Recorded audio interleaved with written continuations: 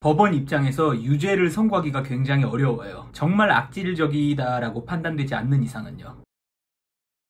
예전에는 이런 말을 많이 했어요. 손님은 왕이다. 지금도 안 쓰는 말은 아니죠. 많은 서비스 업종에서는 손님을 만족시켜주기 위해서 많은 노력을 하고 있어요. 그런데 손님들에게 최상의 서비스를 제공해야 된다라는 의무 때문에 안타까운 사건들이 발생되고 있습니다. 최근에는 한 음식점 점주분께서 악성 리뷰어와의 마찰로 사망하시는 사건까지 발생하기도 했어요. 이런 악성 리뷰, 근절할 수 있는 방법은 없을까요? 결론부터 말씀드리자면은 악성 리뷰 자체를 근절시킬 수 있는 방법은 없습니다. 첫 번째 이유는 악성 리뷰가 처벌되기가 굉장히 어려워요. 악성 리뷰로 성립하는 죄는 주로 형법 307조의 명예훼손죄 또는 정보통신망 이용 촉진 및 정보보호 등에 관한 법률 제70조에 의하여 처벌되는 명예훼손이에요. 그런데 법원이 정말 강력한, 정말 거짓말로만 이루어져 있고 육두문자를 사용하고 누가 봐도 악성 리뷰다라고 판단되는 그런 종류의 리뷰가 아닌 이상은 처벌을 하지 않아요. 왜냐하면 법원은 인터넷 리뷰라는 것의 공익성에 상당한 무게를 두고 있습니다. 우리가 상품 또는 서비스에 대한 정보를 얻는데 리뷰는 굉장히 큰 역할을 하고 있습니다. 리뷰는 사업자가 아닌 같은 소비자의 기준에서 작성된 것이기 때문에 소비자의 입장으로서 조금 더 신뢰가 가잖아요. 법원은 아마 이런 리뷰의 효과 내지는 필요성을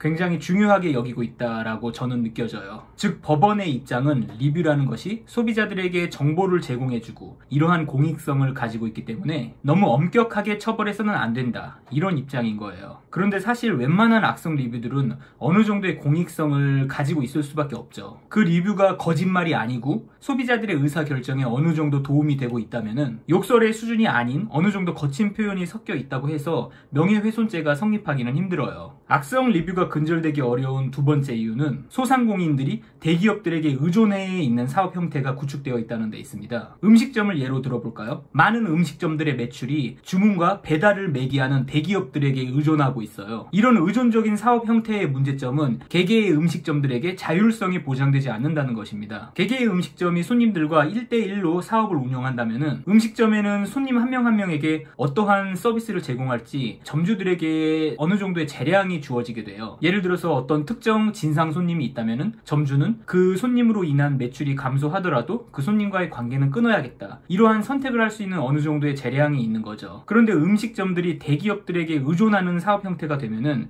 이러한 자율성이 굉장히 줄어들게 돼요. 대기업 입장에서는 손님이 아무리 진상이어도 업주들에게 무조건적인 친절을 요구할 수밖에 없습니다. 왜냐? 어차피 본인들의 수고가 들어가는 건 아니거든요. 음식점 점주들의 수고가 들어가는 거지. 음식점 점주들은 이런 대기업들의 요구를 들어주지 않을 수가 없어요. 본인들의 사업이 대기업들에게 의존하고 있으니까요. 그렇다 보니 대기업은 모든 악성 리뷰들을 포용하면서 업주들에게 악성 리뷰어들을 만족시켜 줄 것을 요구하고 업주들은 울며 겨자 먹기 식으로 악성 리뷰어들의 요청사항을 들어주게 되는 거죠. 상황이 이런데 악성 리뷰가 줄어들 일이 없겠죠. 악성이면 악성일수록 본인들의 요구를 더 잘 들어주는 시스템인데 악성 리뷰를 멈출 이유가 없죠. 현재로서는 딱히 악성 루머를 근절시킬 수 있는 방법이 없기 때문에 무언가 획기적인 변화가 필요하다고 생각합니다. 우선 주문이나 배달을 매개하는 대기업 쪽에서 확실한 가이드라인을 마련할 필요가 있다고 생각해요. 손님들의 요구사항은 어느 선까지만 수용한다, 그 이상의 무리한 요구는 수용하지 않는다, 이러한 분명한 기준점을 마련할 필요가 있어요. 그 기준점을 넘어서는 손님의 요구는 정중하게 거절하는 거죠. 그렇게 되면 당연히 대기업 측에서 소상공인들에게 손님의 무리한 요구를 들어주라 라고 요구할 일도 없겠죠. 다음으로 더더욱 중요한 건 악성 리뷰어들이 스스로 자신들이 많은 사람들에게 상처를 주고 있다라는 사실을 깨달아야 해요. 법적으로 처벌되지 않으니까 죄가 아니다? 법적으로 죄는 아닌 건 사실이죠. 하지만 이유 없이 타인에게 상처를 주는 일은 결국 자신에게 부메랑처럼 돌아온다는 사실을 알아야 해요. 내가 사회에 분노와 증오를 퍼뜨리면서 다니면 어떻게 될까요? 처음에는 내 분노와 증오를 표현하면서 스트레스도 풀리고 내가 원하는 바도 이룰 수 있고 좋은 일이라는 생각이 들죠. 그런데 내가 계속 내 주위에 분노와 증오를 퍼뜨리면서 다닌다면 내 주위 사람들도 화가 나고 그들의 마음속에도 미움이 생기고 그렇게 주위 사람들도 화가 나고 예민해진 채로 주위에 미움과 증오를 퍼뜨리겠죠. 이런 식으로 사회 전체가 화가 나 있고 예민해진 상태가 된다면 내가 마주치는 모든 사람들이 화가 나 있고 예민하다면은 살아가는 게 가능할까요? 소비자로서 사업자에게 합리적인 요구를 할 수 있습니다. 상품이나 서비스에 문제가 있으면 컴플레인을 할 수 있고 정당한 요구를 할 수 있죠. 하지만 이런 컴플레인은 합리적인 수준에서 이루어져야 할 거예요. 우리 모두 각자의 위치에서 악성 리뷰를 근절하기 위한 노력을 하면 좋겠습니다. 오늘은 여기서 마치겠습니다.